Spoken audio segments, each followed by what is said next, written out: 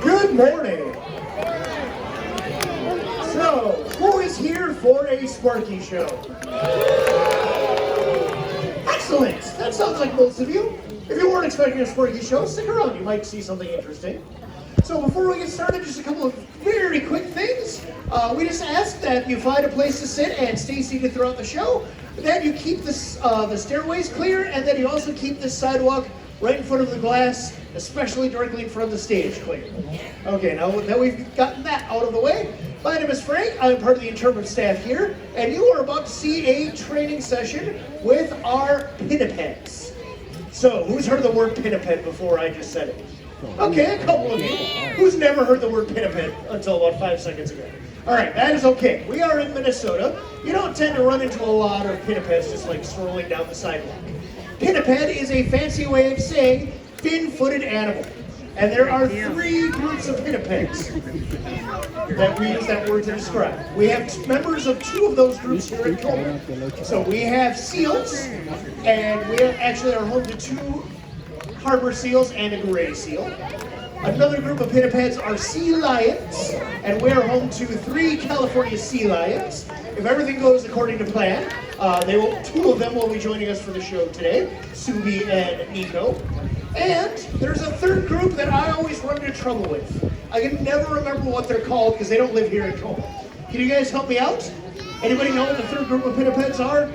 They get almost as big as a polar bear. They have magnificent beards. They have long tusks. Long narwhals? Oh, walruses! Okay, thank you. So yeah, seals, sea lions, and walruses. And the type of training we do here is operant conditioning with positive reinforcement. Did you all get that? Because there will be a quiz at the end. I see a group nodding. Yes, we got that. So also, today happens to be World Giraffe Day. And you probably noticed we have this giraffe pattern ball here. So Subi, who is our current Sparky number 7, she has done a lot of balancing of balls on her nose over the years, but never one so big. So we're going to try this out for World Giraffe Day. So do you guys know what a drum roll is? Can you do a drum roll on your knee? You can tell who's here with camp. Okay, so when we start to do this behavior, I'm going to have you all do that. Okay, but first, let's have a round of applause for our keepers and their pinnipeds as they join us on stage.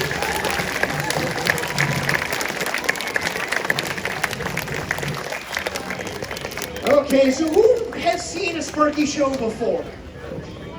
Who remembers Sparky shows in our old amphitheater? Okay, this is a brand new space which allows us to have more than one animal out at a time. So I'm going to introduce the 2 sea lions we have coming out. But first, is anybody here with a 6-year-old child? Or here as a 6-year-old human? Okay, so one of our sea lions, Nico, he's the larger of the 2 with the darker coat. There he is. He is a 6-year-old sea lion. And 6-year-old humans and 6-year-old sea lions have something in common. It is their attention span.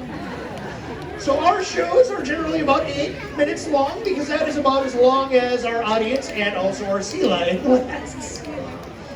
If at any moment he decides he's bored, that's okay. We'll let him do something else for a while. We'll come back and train him again later. And then announcing her presence there, that is Subi. Subi is our current official Sparky. She is Sparky number 7.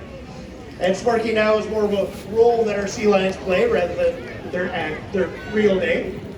Now, I mentioned before, the type of training we do is operant conditioning. The behaviors we train them for, these are not tricks. These are husbandry behaviors. And husbandry is a fancy way of saying animal health care. And so some of these behaviors may be impressive, but there are ways that we use to assess our animal's strength, their balance, their agility. And also, can you think of a time in the wild when a sea lion might actually have to swim really fast and jump out of the water? Right, if they're trying to get away from a predator. There she is celebrating her successful escape from a predator. Can you think of any predators that might try to eat sea lions? Any guesses? Orcas, great white sharks, But really, there aren't that many beyond that. Sea lions are actually at pretty close to the top of the food chain. And so they will use their strength and their agility to hunt their prey. And we use their prey as their rewards for training. So what do you think they're getting as a reward from those buckets? Fish, yep. So I couldn't get anything past you guys. Yes, and there are a couple other components to the training. They know what behavior the zookeepers are asking them to do because the zookeeper will give them a cue, and that is a hand signal and a word that they say.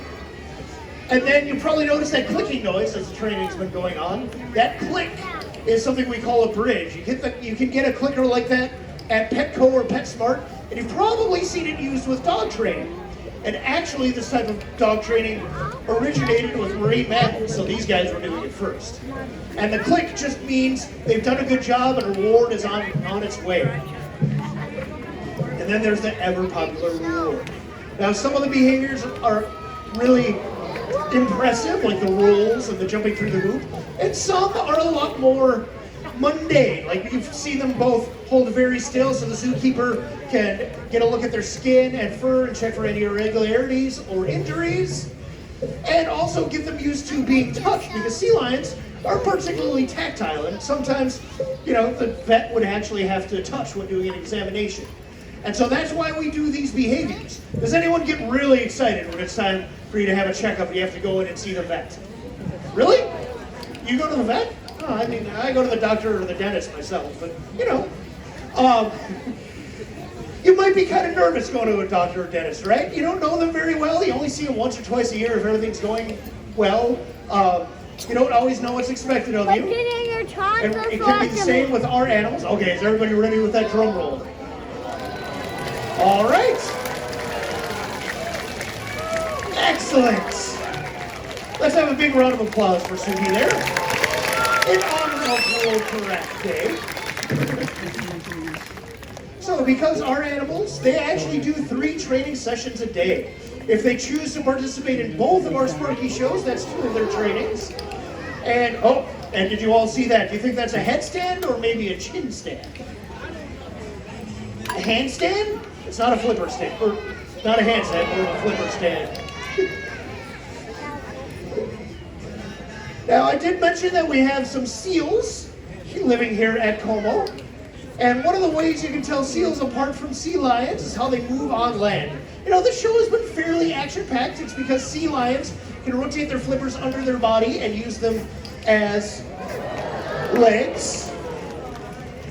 They can even go in reverse and do chin stands or flipper stands like that.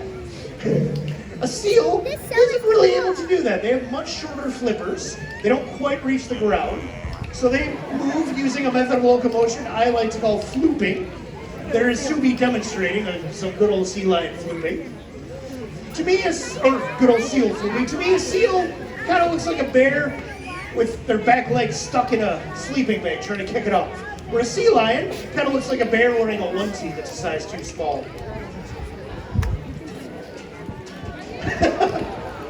Now, we will also work on training new behaviors, and all of the behaviors kind of build on each other. So let's have a nice wave for Subi and Nico as they're wrapping up training. Probably. And she says you may applaud. So I want you all to think about what your favorite behavior was, your favorite thing that they worked on. And honestly, one of my favorite things about them is they will get, at the end, they'll get a reward I like to call sea lion popsicles. They'll get all the ice that their fish was in, fish-flavored ice. And one of my favorite things about them is they like the fish that they get in their buckets, but they like to check out what everybody else is getting too. So I'm going to come on down here and wrap up training a little bit. So do you remember what we called this type of training? Well, we train them for animal husbandry. I'm glad you remember that too. But what's the training itself called? It starts with an O. Wow, somebody took notes. Operant conditioning with positive reinforcement.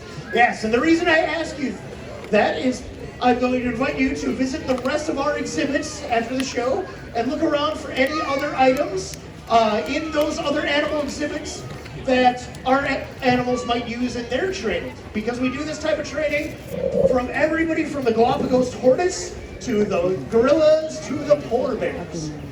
And we are a publicly funded institution. That means we rely a lot on donations. And this Sparky Show is actually a result and made possible by a generous donation from the Spire Credit Union. But you also can help us out by advocating for us in your community. So the reason we do this type of training is for the welfare of our animals. And you can go home and tell someone who isn't here with you today, a friend, a coworker, relative, schoolmate,